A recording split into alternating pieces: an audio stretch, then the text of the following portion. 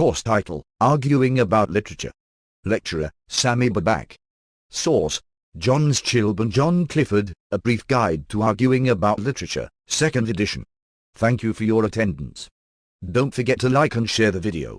Hit the subscribe button and activate the notification bell for more content to come. 7 Example short story with sample student argumentative essay. Before looking at the sample essay written by a student, let's consider how the analysis of this short story can be done. A Visit of Charity. By Eudora Welty. 1941. It was mid-morning. A very cold, bright day. Holding a potted plant before her, a girl of 14 jumped off the bus in front of the old lady's home, on the outskirts of town. She wore a red coat, and her straight yellow hair was hanging down loose from the pointed white cap all the little girls were wearing that year. She stopped for a moment beside one of the prickly dark shrubs with which the city had beautified the home, and then proceeded slowly toward the building, which was of whitewashed brick and reflected the winter sunlight like a block of ice. As she walked vaguely up the steps, she shifted the small pot from hand to hand. Then she had to set it down and remove her mittens before she could open the heavy door. "I'm a campfire girl. I have to pay a visit to some old lady," she told the nurse at the desk. This was a woman in a white uniform who looked as if she were cold. She had close-cut hair which stood up on the very top of her head exactly like a sea wave. Marion, the little girl, did not tell her that this visit would give her a minimum of only 3 points in her score. "Acquainted with any of our residents?" asked the nurse. She lifted one eyebrow and spoke like a man. "With any old ladies?" "No." "But that any of them will do," Marion stammered. With her free hand she pushed her hair behind her ears, as she did when it was time to study science. The nurse shrugged and rose. "You have a nice multi-flora cineraria there," she remarked as she walked ahead down the hall of closed doors to pick out an old lady. There was loose, bulging linoleum on the floor. Marion felt as if she were walking on the waves, but the nurse paid no attention to it. There was a smell in the hall like the interior of a clock. Everything was silent until, behind one of the doors, an old lady of some kind cleared her throat like a sheep bleating. This decided the nurse. Stopping in her tracks, she first extended her arm, bent her elbow, and leaned forward from the hips. Auto-examining the watch strapped to her wrist. Then she gave a loud double rap on the door. "There are 2 in each room," the nurse remarked over her shoulder. "2 what?" asked Marion without thinking. The sound like a sheep's bleating almost made her turn around and run back. One old woman was pulling the door open in short, gradual jerks, and when she saw the nurse a strange smile forced her old face dangerously awry. Marion, suddenly propelled by the strong, impatient arm of the nurse, saw next the side face of another old woman, even older, who was lying flat in bed with a cap on and a counterpane drawn up to her chin. "Visitor," said the nurse, and after one more shove she was off up the hall. Marion stood tongue-tied. Both hands held the potted plant. The old woman, still with that terrible, square smile stamped on her bony face, was waiting. Perhaps she said something. The old woman in bed said nothing at all, and she did not look around. Suddenly Marion saw a hand, quick as a bird claw, reach up in the air and pluck the white cap off her head. At the same time, another claw to match drew her all the way into the room, and the next moment the door closed behind her. My, said the old lady at her side. Marion stood enclosed by a bed, a washstand, and a chair. The tiny room had altogether too much furniture. Everything smelled wet. Even the bare floor. She held on to the back of the chair, which was wicker and felt soft and damp. Her heart beat more and more slowly, her hands got colder and colder, and she could not hear whether the old women were saying anything or not. She could not see them very clearly. How dark it was. The window shade was down, and the only door was shut. Marion looked at the ceiling. It was like being caught in a robber's cave, just before one was murdered. "Did you come to be our little girl for a while?" the first robber asked. Then something was snatched from Marion's hand. "To little potted plant." "Flowers!" screamed the old woman. She stood holding the pot in an undecided way. "Pretty flowers," she added. Then the old woman in bed cleared her throat and spoke. "They are not pretty," she said, still without looking around, but very distinctly. Marion suddenly pitched against the chair and sat down in it. "Pretty flowers," the first old woman insisted. "Pretty, pretty." Marion wished she had the little pot back for just a moment. Had forgotten to look at the plant herself before giving it away. What did it look like? Stinkweeds. said the other old woman sharply. She had a bunchy white forehead and red eyes like a sheep. Now she turned them toward Marion.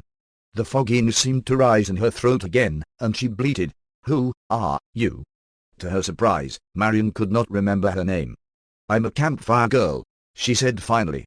"Watch out for the germs," said the old woman like a sheep, not addressing anyone. "One came out last month to see us," said the first old woman. "A sheep or a germ?" wondered Marion dreamily, holding on to the chair. "Did not," cried the other old woman. "Did so. Read to us out of the Bible, and we enjoyed it," screamed the first. "Who enjoyed it?" said the woman in bed. Her mouth was unexpectedly small and sorrowful, like a pet's. "We enjoyed it," insisted the other. "You enjoyed it, I enjoyed it. We all enjoyed it," said Marion, without realizing that she had said a word. The first old woman had just finished putting the potted plant high on the top of the wardrobe, where it could hardly be seen from below. Marion wondered how she had ever succeeded in placing it there, how she could ever have reached so high.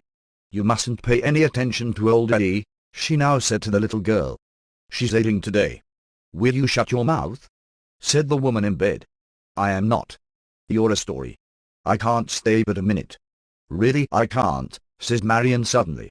She looked down at the wet floor and thought that if she were sick in here they would have to let her go.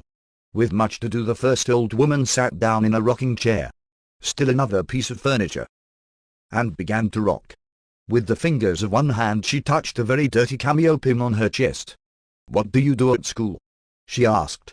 "I don't know," said Marion. She tried to think but she could not. "Oh, but the flowers are beautiful," the old woman whispered. She seemed to rock faster and faster. Marion did not see how anyone could rock so fast. "Ugly," said the woman in bed. "If we bring flowers..." Marion began, and then fell silent. She had almost said that if campfire girls brought flowers to the old lady's home, a visit would count 1 extra point, and if they took a Bible with them on the bus and read it to the old ladies, it counted double. But the old woman had not listened, anyway. She was rocking and watching the other one, who watched back from the bed. "Poor Addie is ailing. She has to take medicine. See," she said, pointing a horny finger at a row of bottles on the table, and rocking so high that her black comfort shoes lifted off the floor like a little child's. "I am no more sick than you are," said the woman in bed. "Oh, yes you are. I just got more sense than you have, that's all," said the other old woman, nodding her head. "That's only the contrary way she talks when you all come," said the first old lady with sudden intimacy. She stopped the rocker with a neat pat of her feet and leaned toward Marion. Her hand reached over. Felt like a petunia leaf, clinging and just a little sticky. "Will you hush? Will you hush?" cried the other one. Marion leaned back rigidly in her chair. "When I was a little girl like you, I went to school and all," said the old woman in the same intimate, menacing voice. "Not here. And not at home." "Hush," said the sick woman. "You never went to school. You never came and you never went. You never were anything. Only. You never were born. You don't know anything. Your head is empty, your heart and hands and your old black purse are all empty, even that little old box that you brought with you brought empty. You showed it to me. And yet you talk all the time until I think I'm losing my mind. Who are you? You're a stranger. A perfect stranger. Don't you know you're a stranger? Is it possible that they have actually done a thing like this to anyone? Sent them in a stranger to talk, and rock, and tear away her whole long rigmarole? Do they seriously suppose that I'll be able to keep it up, day in, day out, night in, night out, living in the same room with a terrible old woman? Forever?" Marion saw the old woman's eyes grow bright and turned toward her. This old woman was looking at her with despair and calculation in her face. Her small lips suddenly dropped apart, and exposed a half-circle of false teeth with tang gums. "Come here, I want to tell you something," she whispered. "Come here."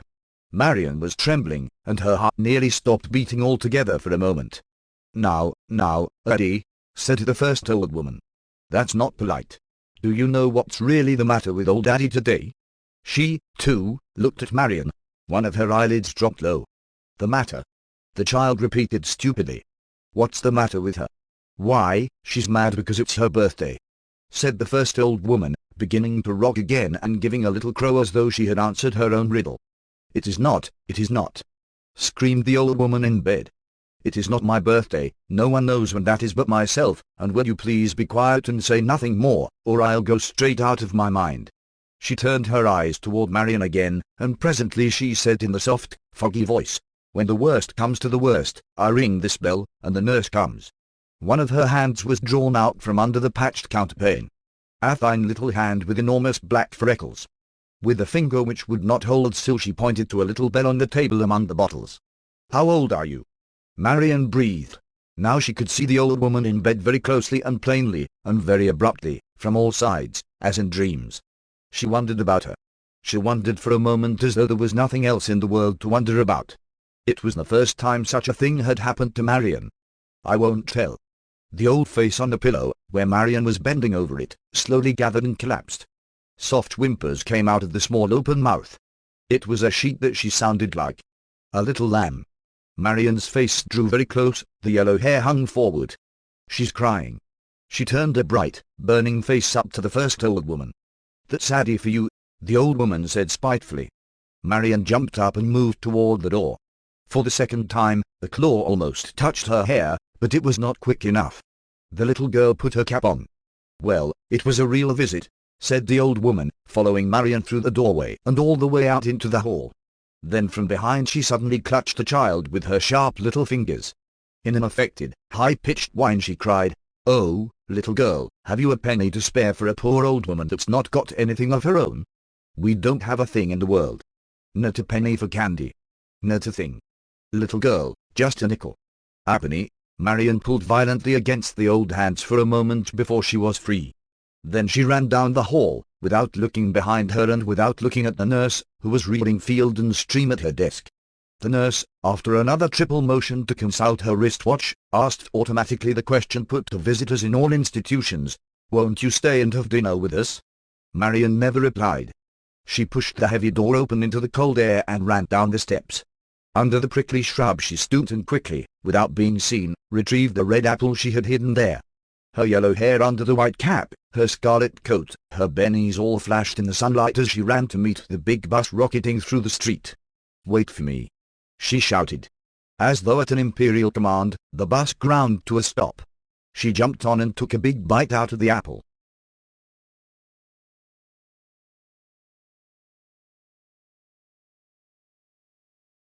Course title, Arguing About Literature. Lecturer, Sammy Babak. Source, Johns Chilb and John Clifford, A Brief Guide to Arguing About Literature, 2nd edition. Thank you for your attendance. Don't forget to like and share the video. Hit the subscribe button and activate the notification bell for more content to come.